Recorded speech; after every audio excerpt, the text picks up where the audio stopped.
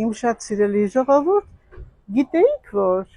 դրախտի խնձոր նաև կոչվում է մեր բալը եւ ասեմ ձեզ, այն հրաշալի է հենց իր աուրայով, որպես ծառ յուրաքանչյուրի համար, եթե անգամ ծառի տակ նստեք կամ քայլեք, կամ նույնիսկ եթե մաշկային հիվանդություններ ունենաք, հենց ծառի տերևներն անգամ պոկելուց հետո աղում եք եւ դնում այնտեղ, որտեղ կա խնդիր։ Այն ունի հակաբորբոքային, հակավիրուսային եւ մաշկը վերականգնող հատկություն։ Իհարկե նաև կարելի է կատարել դիմակ, նույն ձևով տերևները հանում են մեկ-մեկ պոկելուց հետո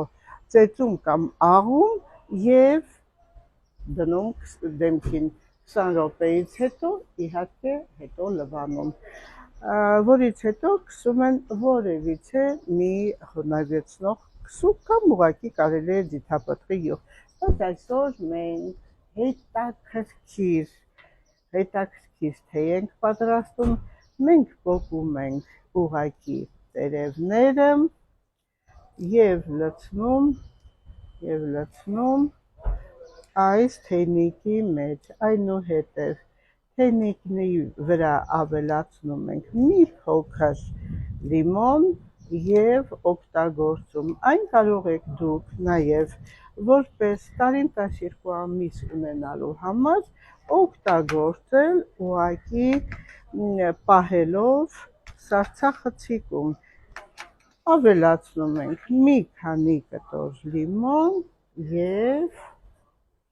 եռման ջուր։ Այն հրաշալի է իր օգտակար հատկություններով, մանավանդ եթե ունեք լյարդի խնդիր։ Ինչ պետք է անենք։